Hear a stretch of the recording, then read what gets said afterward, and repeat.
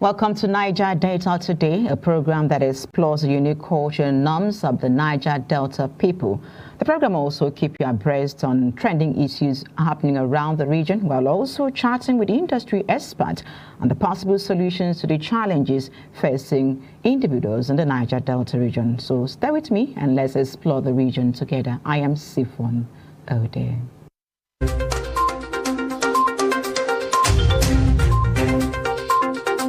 On today's edition, Nigerian National Petroleum Company Limited discovers over 100 illegal oil refining sites across the Niger Delta region. Delta State House of Assembly workers shut down State House Assembly indefinitely. Port Harcourt Electricity Distribution Company assures premium customers of uninterrupted power supply from June 1, 2024. Port Harcourt Refinery to commence petrol production within the next quarter. Akwa Ibom State Governor Pastor Umoino celebrates 1-year anniversary as governor, rolls out achievements. In sports, Edo State government plans heroic reception for Edo Queens, champions of NWFL Super 6 playoffs. Today's special feature is on Akwa Ibom Governor Pastor Umoino's 1-year anniversary. And those are the headlines we're tracking for you on Niger Delta today. Let's begin with news that the Nigerian National Petroleum Company Limited says it has discovered a total of 122 illegal oil refining sites across the Niger Delta region in the past week. A documentary released by the company on Tuesday said 65 illegal pipeline connections were uncovered and removed within the past week in rivers and other states in the oil-rich Niger Delta. The NNPCL, while reeling out its effort in fighting oil theft and vandalism, disclosed that 310 incidents were recorded between May 18 and 24 across the Niger Delta region. The 122 illegal refineries were spotted at Tombouctou, 3, 4, Umuajuloka, River State, as well as Okporomo III, Edouani, and Ajatiton in Bayelsa State. Vandalized wells heads were reportedly discovered in Tombouctou, Rivers, and Egbema in Imo State. A pit filled with crude oil from a vandalized wellhead was also discovered, while 5 illegal storage sites were sighted with oil stored in sacks, pit cans, and filling stations. The state-owned company added that a total of 20 vehicles, including a tanker, were seized in Delta and Imo State, while 29 boats transporting crude oil or illegally refined products were confiscated across several creeks in Bayelsa and Delta State. The development comes following emphasis by the NNPCL Group Chief Executive Officer Meli Kyari, emphasizing the need to fight insecurity in the oil and gas sector to increase production. In an effort to enhance the power sector with skilled professionals, 12 engineers have successfully graduated from the Niger Delta Power Holding Company Limited NDPHC Engineering Internship Program. The Managing Director of NDPHC, Mr. Chedu Ubo, said the program, which aligns with the company's corporate social responsibility, aims to equip graduates with practical experience and technical expertise. Mr. Ogbo, while congratulating the graduates, urged them to apply the knowledge they acquired during the internship to improve the efficiency of the power sector. Determination to learn and to build a future for themselves and to also impact our nation, Nigeria. They endured it all. For all the plant managers to be here means that they cherish the stay of these young men and the lady in their various power plants. What is commendable is that most organizations groom and plan the leaders by ensuring that the young people are given an opportunity. Throughout their time with us, they have engaged in hands-on projects, collaborated with experienced professionals, and contributed to the continuous improvements of our operations. Similarly, Mrs. Nkechimba, the Executive Director of Corporate Services, who highlighted the ever-evolving nature of engineering, encouraged the graduates to bring their unique perspective and technical skills to bear on enhancing the Nigerian power sector. Their goodwill messages, the Executive Directors of Finance and Account Generation and Legal Services emphasized that the internship program bridges the gap between theoretical knowledge gained in universities and practical application.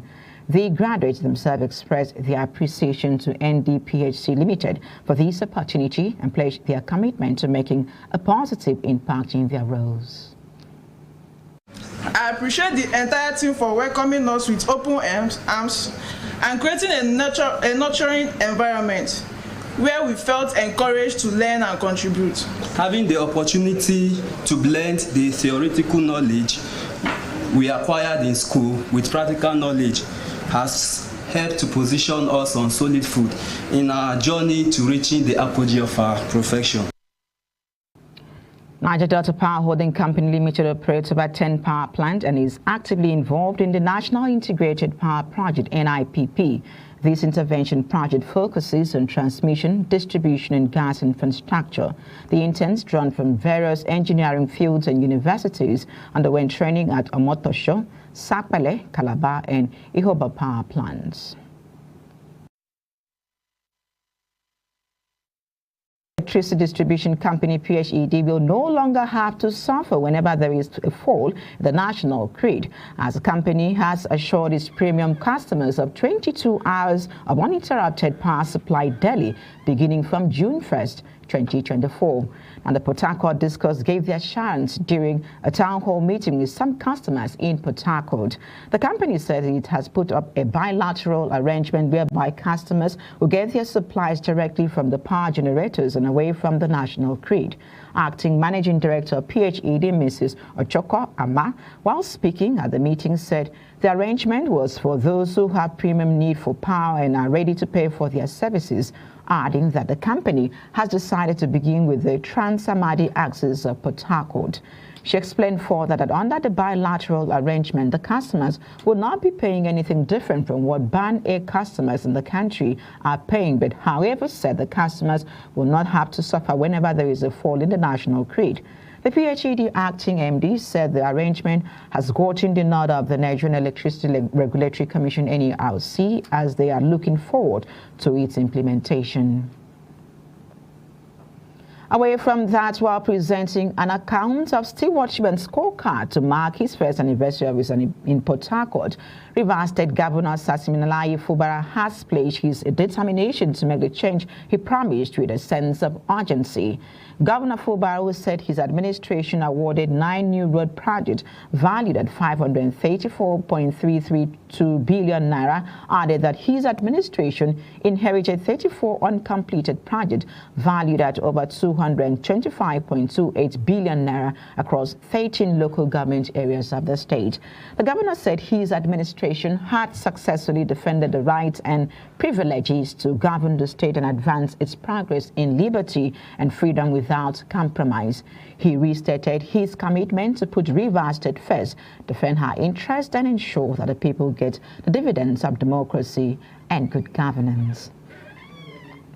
Rivers State Governor Siminalayi Fubara has called on youth to create ideas that will contribute productively to the economy of the state instead of waiting to be employed in the public sector. Governor Fubara explained that jobs in the public sector are becoming less available and urged Rivers youth to be ready with ideas and determination to engage critical players in order to benefit from it directly or indirectly. The governor gave the charge when he received members of the Rivers State Youth Leaders Assembly on a solidarity rally in Port Harcourt. Represented by the head of Rivers Civil Service, Dr. George Mweke, the governor noted the commendable level of education acquired by most youths of the state, including the moral training exposed to them by their parents. The governor said without the discipline of subjecting themselves to thinking out of the box on productive ideas that can be translated into economic gains, their potentials will remain untapped. Meanwhile, Rivers State Governor Siminalayi Fubara has assigned portfolios to 8 newly appointed commissioners. The posting takes immediate effect and was announced by the Secretary to the State Government, Dr. Tammy Wenike Dano-Gogo. The 8 commissioners were screened and confirmed by the Rivers State House of Assembly on Tuesday and were sworn in by Governor Fubara the same day. The Minister of State for Petroleum Resources Oil, Henikin Lokpebiri, has revealed that a report by the Niger National Petroleum Company Limited (NNPCL) has shown that the Port Harcourt refinery will start petrol production within the next quarter. Now, Honorable Lokpebiri stated this while speaking on a television interview on the first anniversary of President Bola Ahmed Tinubu. The minister noted that the report reaching his table is that hydrocarbon has been introduced, which means that within the next quarter, hydrocarbons will be refined and sold to the public. When operational, the national refineries are expected to cushion the biting effect of the removal of petrol subsidy by the President Bola Ahmed Tinubu administration on Nigerians. As part of activities to mark the one-year anniversary of the President Bola Ahmed Tinubu administration, the Nigerian National Petroleum Company Limited and its joint venture partners have commissioned a 25.7-kilometer Ogbai-Nembe Road in Bayelsa State. Other partners involved in the projects were Shell Petroleum Development Company, Total Energies, Niger Ajib Oil Company, in collaboration with the Niger Delta Development Commission. A statement by the Chief Corporate Communications Officer of the NNPC, Olufemi Sonaye, stated that the project, valued at 24.5 billion naira, traverses mangrove forests with 7 bridges and 5 culverts and connects 14 communities. Speaking at the commissioning ceremony, which held in Nembe, the Minister of the Niger Delta, Abubakar Momo, who represented the President, said the project was in line with the President's renewed hope agenda for sustainable development in the Niger Delta region in particular and Nigeria in general. The minister urged other oil companies to collaborate with the NNPC Limited and NDDC to deliver transformative projects. The Delta State House of Assembly workers under the aegis of the Parliamentary Staff Association of Nigeria has shut down the State House of Assembly indefinitely over non-payment of approved salaries and non-funding of the clinic and other sundry issues. And this was disclosed in a communique issued to the Speaker and signed by the State Chairman of PASAN, Emmanuel Edozie, and Secretary Emmanuel Osubo, copying all directors, National President of PASAN, Commissioners of Police Delta State, Director DSS, and Chairman NLC Delta State. Now, the striking workers shut down activities of the House and locked out the Speaker and other lawmakers, preventing them access to the Assembly for legislative business. The workers expressed disappointment that to date, payment for the consolidated legislative salary structure about 3 years after was not approved or regularized. The workers, after an enlarged meeting, expressed displeasure over what they called delay tactics employed to deprive them of their entitlements. The Delta State Police Command has arrested no fewer than 3 suspects in multiple operations across the state for their alleged involvement in cultism, armed robbery, and kidnapping. The command's public relations officer, Mr. Bright Edafe, in a statement, noted that the 3 suspects were arrested at different locations across the state during intelligence operations. Mr. Edafe, who identified the suspect as Emmanuel John Asewanyum, Phillips Omoderia, and Christopher Samade, said they would be prosecuted upon the conclusion of an ongoing investigation. And explaining their arrest, Edafe disclosed that Asewanyum, who was arrested with a pistol in Ugeli, claims to be a member of the Aye confraternity and that he allegedly got the gun from a suspected gun runner identified as Goodluck Sakoto. Cross River State Governor Batsiotu has pledged to make the state economically viable the pace of infrastructural development in the state. And Governor Tu, represented by the Commissioner for Information Cross River State, Erasmus Ekbang, stated this while on an inspection tour of completed and ongoing projects in the state. ADBN Niger Delta correspondent completes the reports. The Cross River State government, under the leadership of Governor Batsiotu, is in a race to complete all ongoing projects, including internal roads and access road within Calabar, including internal roads and access road within the state. Hence, this visit to project sites to ascertain the pace of work especially those that links urban and rural communities of the state. Represented by the Commissioner for Information, Erasmus Ekpa, while inspecting the project with some stakeholders, said Governor Bassey Otu administration is committed to completing all ongoing projects. As the state said, Governor Bassey Otu's administration is committed to completing all ongoing projects as the state celebrates the 1-year anniversary of the governor's administration. Coming to Calabar has always been the highway. That's like a one road in, one road out. But the then administration of Senator Lee Elimoke actually, did this route to bust at the 8 miles technical roundabout. Incidentally, it was not well. After a while, it got deactivated. It was not well managed and all that. So Prince Otu, coming into this administration, I decided to, rehabilitate this route. As you can see, it's actually. We're even going to do the first phase commissioning. We put it in phases because it's taking us right to the technical roundabout. For this, we're able to resurface all here. These pavements were not really there. Put them on, and then there are going to be street lights from here to technical. So it's going to be a very short cut within town to get out to 8 miles, which is outskirts of Calabar. So the Cross River State is very, very significant. We all know, to start with, it was like the first capital of Nigeria. Cross River State, a lot of white settlers have been here, a lot of companies and all that are here. We're actually trying to bring back that Cross River State the world knew, and that is what it's trying to do. The excited residents at the benefiting communities applauded the effort of the state government, noting that apart from encouraging intercommunal trade, it will sustain and boost the state revenue base. No, the work is marvelous. I like it.